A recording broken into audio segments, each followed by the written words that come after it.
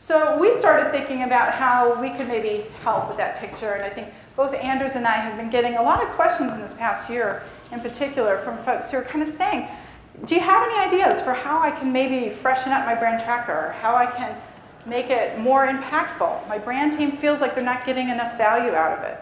So what we wanted to talk about today are some ways that we might do that. And our thinking kind of revolved around these key issues that we felt were some areas that were lacking a little bit with many trackers. One is the actionability. I keep hearing from folks that, you know, the data we get back, it lags so far behind the actual marketing efforts that we're doing. It's not always very actionable. We can't do anything about it, or it's not prescriptive enough. It's not really telling us what to go do differently. And in kind of a similar vein, a lot of the trackers people tell me are just, they're not picking up some of the dynamics that are out there. They're maybe not serving as an early indicator of any issues that might be emerging with a brand that they want to address. And I think in particular, one of the areas we hear a lot about is the fact that a lot of the trackers, especially when they haven't evolved that much in recent years, they tend to continue to have a real focus on the more rational and cognitive measures, and just asking people very rationally, you know, what do you think of this brand? How do you rate it on these various dimensions? And it's lacking the opportunity to really tap into some of the more emotional linkages that people have with the brands and to understand that. And then lastly, of course, many surveys are still not really optimized for the mobile environment, which is growing all the time. But brand trackers are probably particularly guilty of that because they tend to be kind of long, kind of tedious, a lot of measures. And so we felt like that was another opportunity, was to make these a little bit more engaging and a little bit more mobile friendly. So before we get into some of our suggestions for how to do this, we always feel like it's important to make sure as we're talking with our clients that we're understanding, or they're really thinking through, what are your primary objectives? What are you really trying to learn? Every business is different, and we don't suggest kind of throwing the baby out with the bathwater here.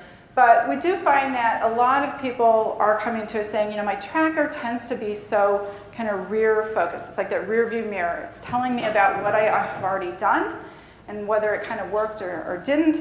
But I want to know more about where I should be headed. Where should I take this brand? So we feel that the opportunity is to focus a little bit more, be a little bit more future oriented and help sort of navigate the way forward. So the way we think that that can be done, or one approach, is through a tool we call Metaphor Insight. And we think this is a way that you can help turn your tracker into more of a brand navigator. And you know, if you choose to revamp your whole tracker, great. If not, this is a way that you can at least inject kind of some new life into it and generate some new insights. So we did a study, actually, that Anders is going to talk about in a moment, about the ketchup category. And we chose that because it's fundamentally kind of a commodity type product, but you've got a couple key brands in particular that are really well known, but potentially not really well differentiated. And we wanted to see if we could shed some insight into that. So real briefly, to give you an overview of this technique before Anders goes into more of the specifics, so this is what Metaphor Insight is about. It's a brief exercise. It takes about 4 to 5 minutes for a respondent to do. And it's basically a 3-step process. We start by leveraging a library of nearly 500 images that the respondents can react to. We ask them to select one of these images and to start to tell us something about it. So the first step is selecting the image in relation to the question. Here, for this case study, the question said, take a moment and think about ketchup. Select an image that best captures your thoughts and feelings about ketchup. Next, we ask them to describe the image that they chose so we can understand kind of what they're seeing in it. And then lastly, we ask them to kind of interpret it and tie it back to the original question. So in this particular example, the respondent said, the canvas is my hot dog or burger, and the brush is my ketchup. My hand is holding the ketchup bottle and pouring it onto my delicious hot dog and burger. So just in even one example here, hopefully you start to see the way that the imagery helps to evoke a little bit of a deeper understanding of what's going on with the category in this case. So let me turn it over to Anders, who will tell you a little bit more about this particular case study. Thank you, Jill. So the study that we did was on Heinz and Hans users of ketchup. We basically recruited a little over 400 consumers in the US that are either Heinz or Hans as primary users of ketchup, and we require them to be aware of both brands. I'm first going to share with you just some outputs of what we typically would see in a tracker, and then we're going to look at what can metaphor elicitation do to shed some light on the navigation for the brand going forward. So just as a helpful understanding of this category, if you didn't know it, Heinz is sitting on about 60% market share here, with Hans 20% and all other brands with 20%. So Hans is really kind of an underdog here relative to Heinz. So let's look at some of those outputs from the tracker here. The traditional measures that you typically would see in a tracker. Here we start with unaided awareness. And you can see Heinz is kind of in its lead on its own. The brand that people first come to mind, you see it's around 80%, and Hans is really, really trailing there. When it comes to brand recognition, it's a little different picture. Hans is up there, almost just trailing Heinz a little bit. So they're both enjoying almost near universal awareness here. But still, you see Hans at 20% market share, Heinz at 80% market share. The question is, what can Hans do? Because Hans obviously would have a lot to win by trying to win market share from Heinz in this case. So the traditional brand tracker is usually having a lot of items like these you see on the screen. Product-related attributes like, how thick or thin is the ketchup, and makes the ketchup, makes it taste better, etc. So you see here the difference between Heinz and Hans is not that great. There's some small marginal differences, but the issue with these kind of questions is that it doesn't really help us to understand how are we going to differentiate the brand. We look at all these items and try to say, what should we do? If we are Hans and try to win more market share, win more consumers over to our brand, what should we do based on all these items here? There's not a lot of clues in these numbers here, because you hover around 5.5 to 6.5 on a 7-point scale here. Not very differentiated at all. And so the other thing we learned from traditional measure here in the tracker is that actually of the folks that have Heinz as the primary brand that they use, 40% of them also claim that they have purchased Heinz in the past 6 months. And similarly for Hans, we find that about half of them have also purchased Heinz. So lots of cross-purchasing in this category here. So what we wanted to do first, this is before we get into metaphor elicitation, is to look at one step that you could upgrade your tracker, and that's with a response latency, kind of a quick response, where the respondent is asked to make a selection between either brand, either Heinz or Hans. So they get a attribute on the top of the screen, and they are asked to make a selection between Heinz or Hans. With this technique here, we're asking people to select the choice as fast as possible, and we do factor in time in the response here. And time matters because the faster that they select an option, the more of a conviction it is, and more ingrained and the more of an implicit association it is. If you look up in the upper right-hand quadrant, that's where we have the more frequent and the faster attributes that were selected, relatively faster and relatively more frequent. And you see trusted, traditional, flavorful, authentic, and premium are the ones that Heinz own here among Heinz primary users. On the other hand, we have the Hans primary users who use primarily Hans for ketchup, and they credit the brand for everyday, versatile, and fun. Those are in the upper right-hand quadrant that are in darker gray there that the brand is owning. So then we wanted to look at metaphor insight, first from the category perspective. What is it in this category that's just beyond kind of the function of the product itself? So we found 4 metaphors here, and those are resource connection, transformation, and balance. And these are foundational metaphors that you'll find in a lot of categories. But specifically, what do they do? Well, ketchup as a resource is valuable as a gold. It's kind of like nest egg. People think of ketchup as a connection. Is that connected to family?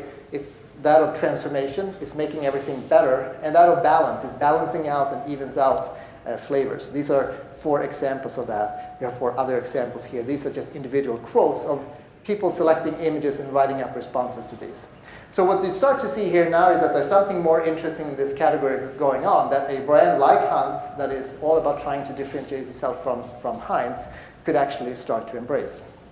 We're then looking at the category users. Who are the people using ketchup? And we found 4 distinct archetypes. We call it the inclusive, the all-American, the family fanatic, and the kid at heart. And you can see here examples of that, again, derived from our metaphor elicitation responses here. 4 other examples here. People are talking about the inclusive is for everyone. It's the all-American. It's kind of that enjoying with a big game. It's a family fanatic about sharing experiences. And the kid at heart, the new generation, the younger generation. If we had more time, I would read the quotes for you. They are beautiful. If you don't, come to our booth later and we can review the presentation. So now, lastly, we just want to look what differentiate the two brands. And to start with, we would say that overall, Heinz and Hans are very poorly differentiated. If you look at the many respondents, they are basically aligning the brands very much with the category. There's very little distinction between the brands and the category. But when you peel away those dominant layers, you start to see some what I call embryos for differentiation that really could help Hans, in this case, identify something that they could turn into a point of difference. So if you look at Heinz, to start with, according to those who have Heinz as the primary brand, they think of themselves as kind of the ketchup connoisseur. We kind of deserve the best. And the Hans users think of the Heinz people as kind of followers. They're kind of just jumping on the bandwagon. Everyone else is using Heinz, but they're just followers.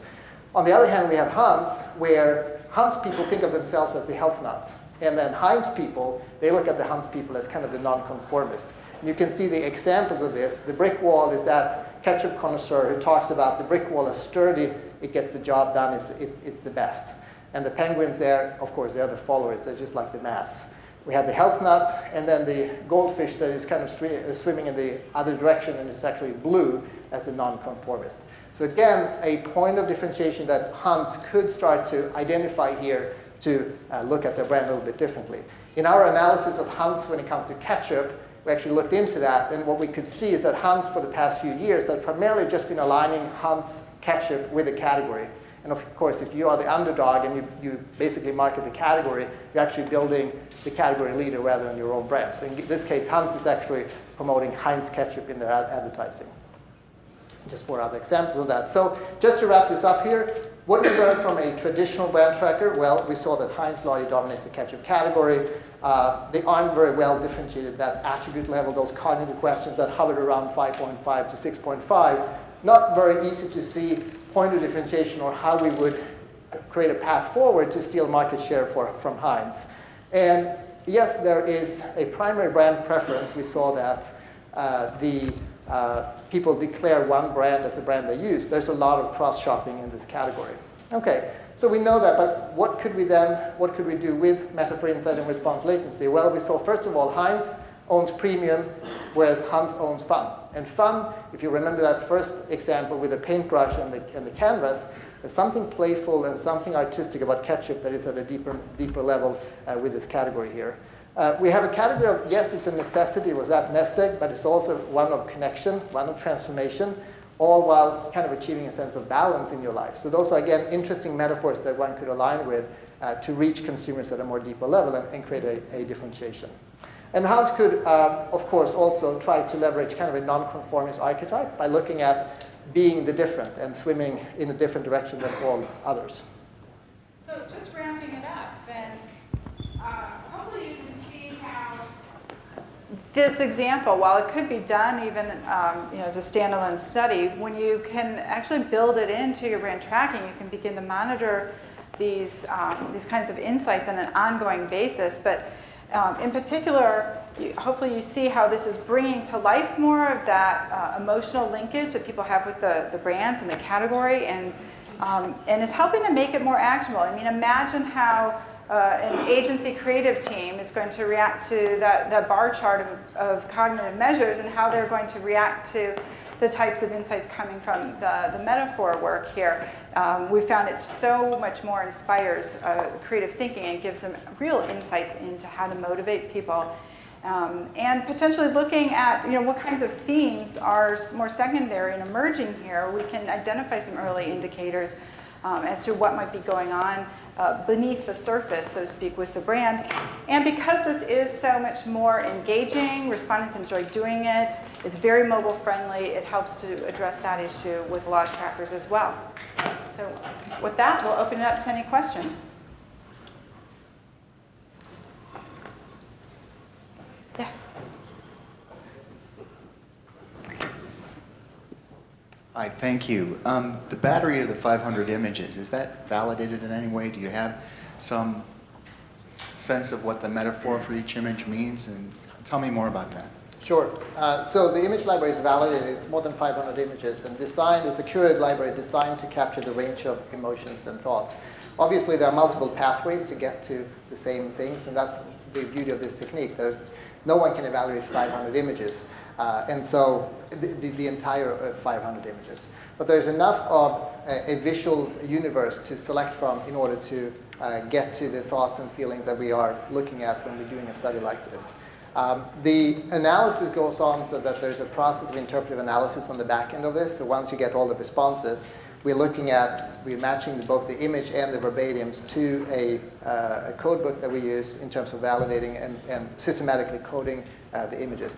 At this point, we've used this library now for 5 years, of course with revisions, but we have a huge database of data relative to these images. So we've kind of narrowed down the universe. So while there's never that one-to-one relationship, we have a pretty good grasp of the range of meanings and metaphors that each image could convey.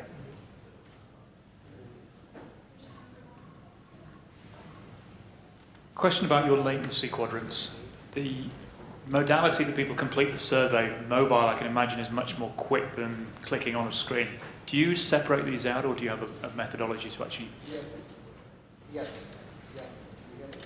I don't. Now you can.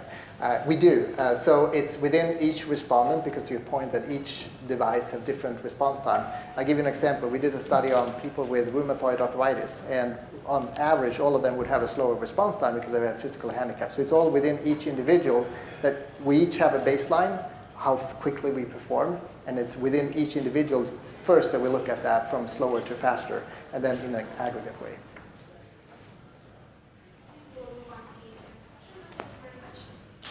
Thank you.